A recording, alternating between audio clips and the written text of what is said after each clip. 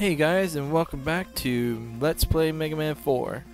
Last time we flushed Toad Man down the drain and we knocked Bright Man's lights out. Next up, Pharaoh Man. The Pharaoh Man is one of my favorite robot masters, not only in this game but in all of Mega Man.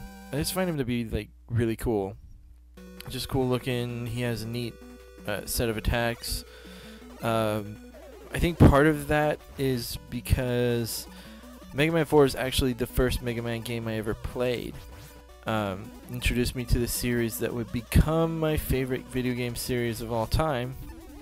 And so I guess it just holds a special place in my heart.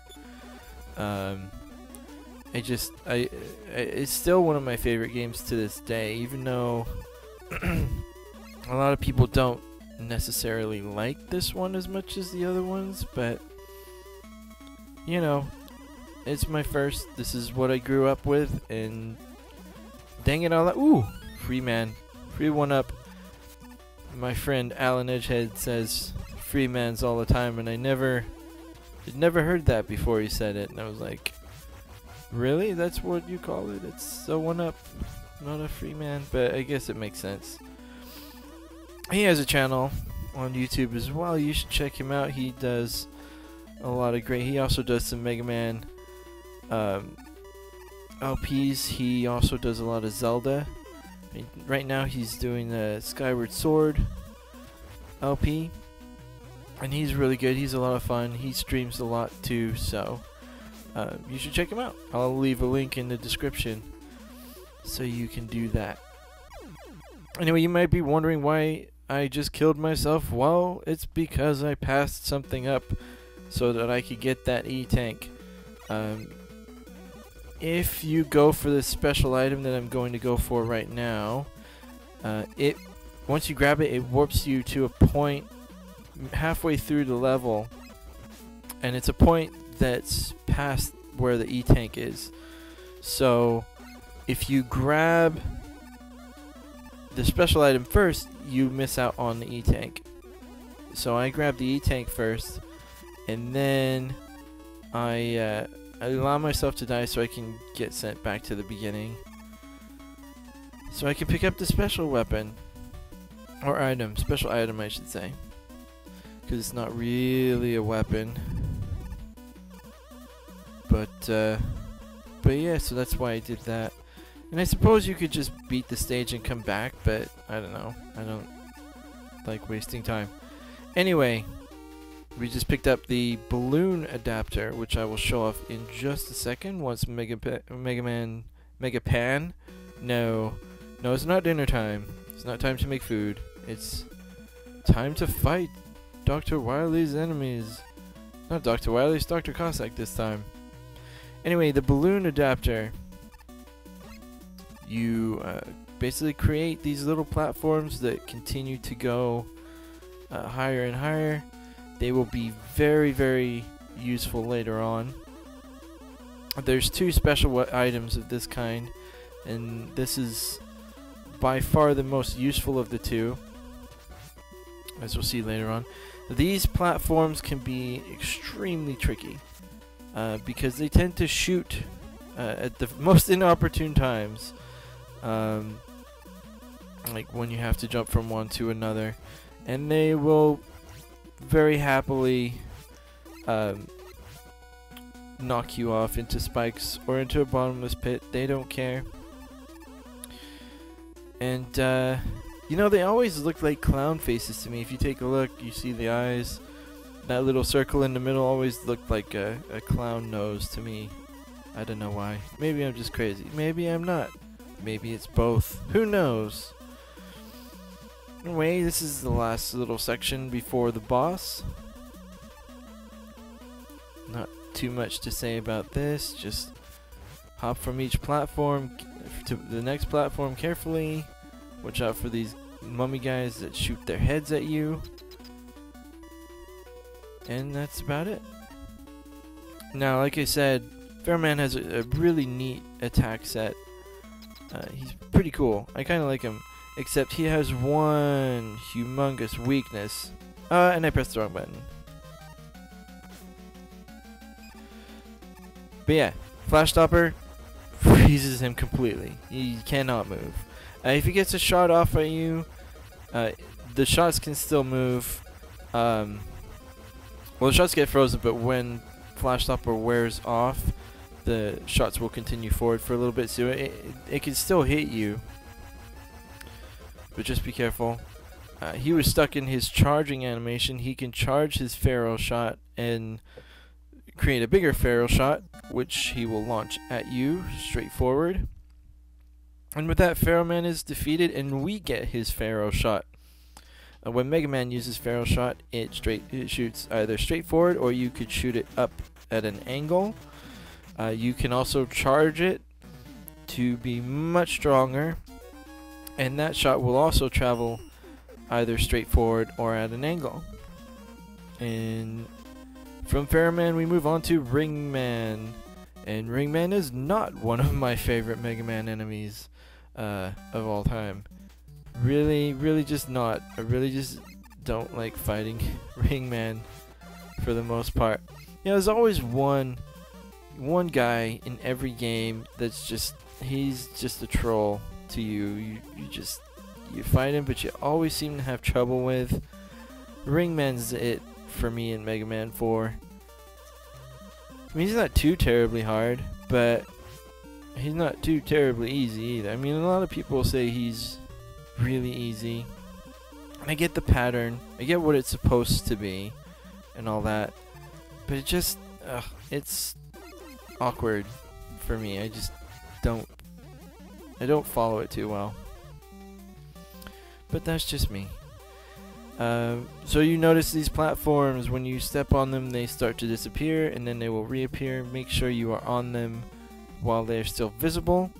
You can make them disappear and then hop on them as they are reforming, and that should get you across them pretty easily.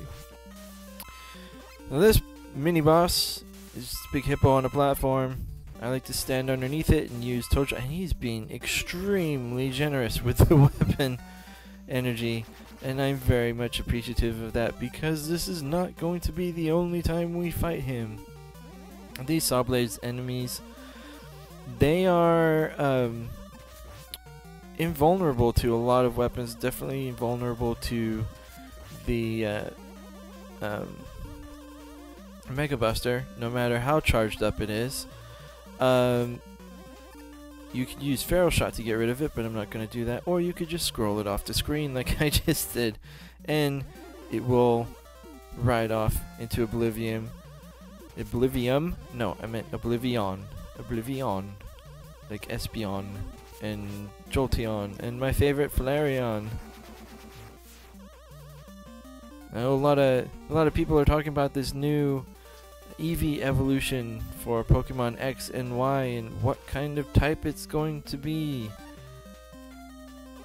I would tell you what I think it is, but I honestly don't know, and honestly just can wait until it comes out to find out.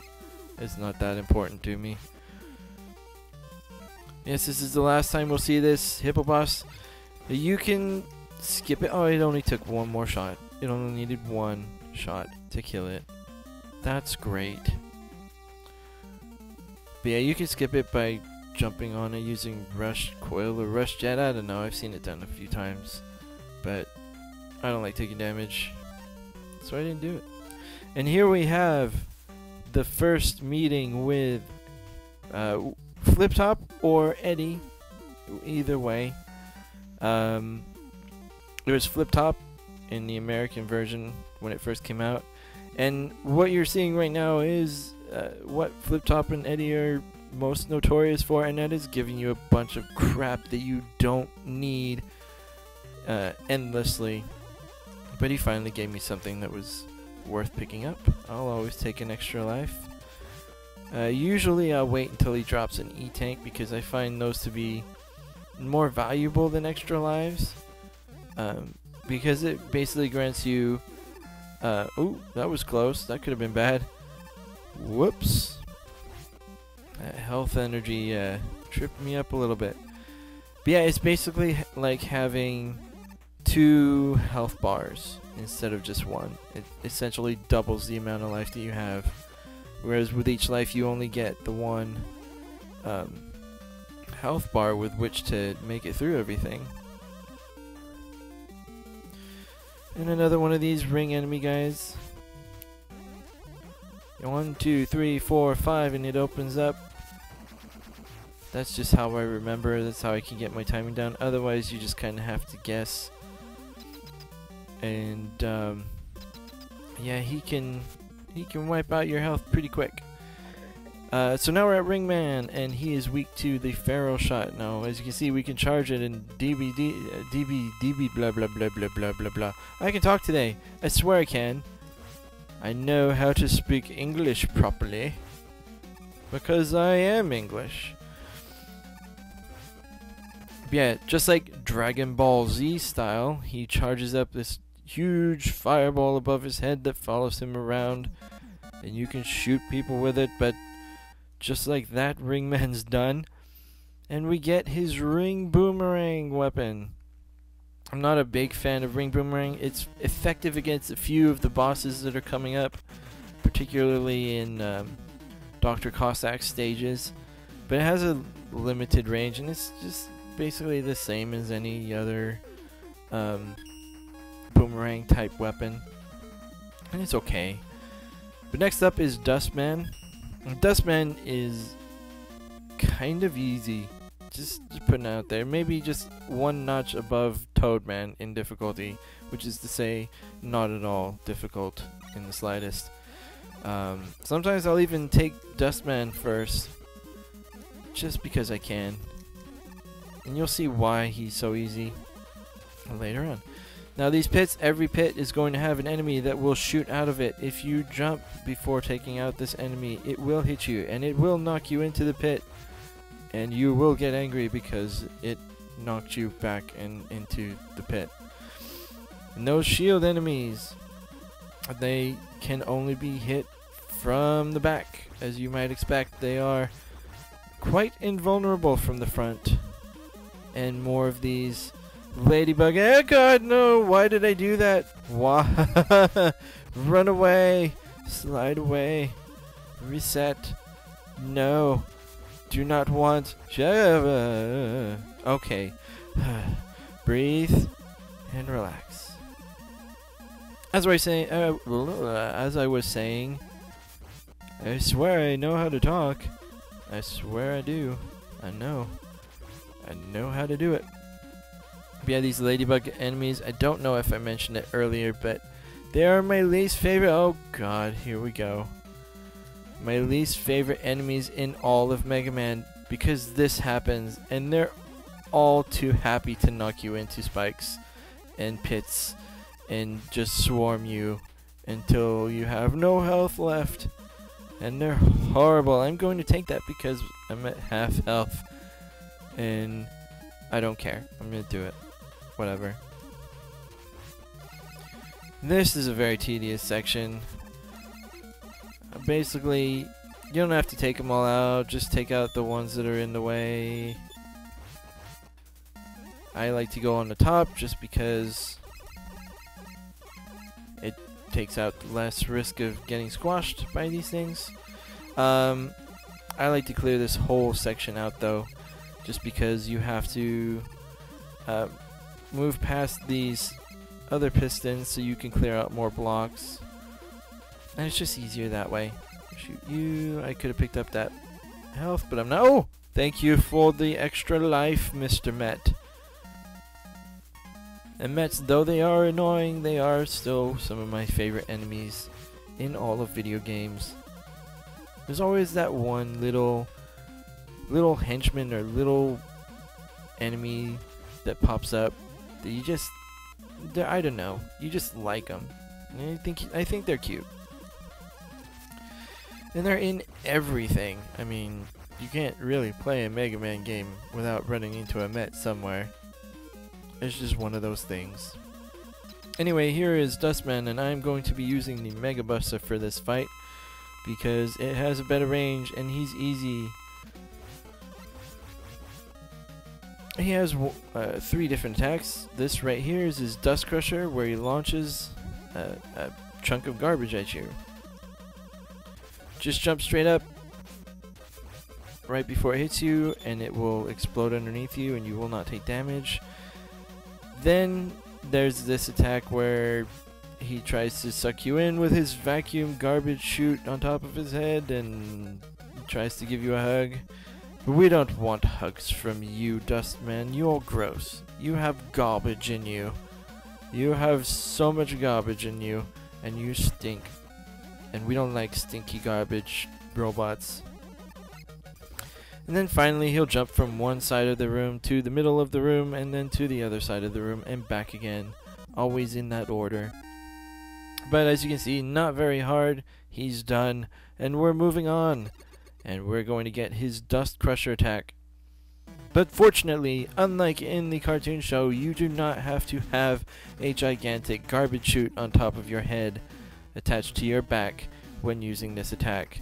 I'm not entirely sure why they made that a thing in the cartoon show, but whatever works for you, Capcom, and whoever made the Mega Man cartoon. It's all good. It was still a great cartoon. And that's it for today. Next time we'll be taking on the rest of these Robot Masters, and I will see you then.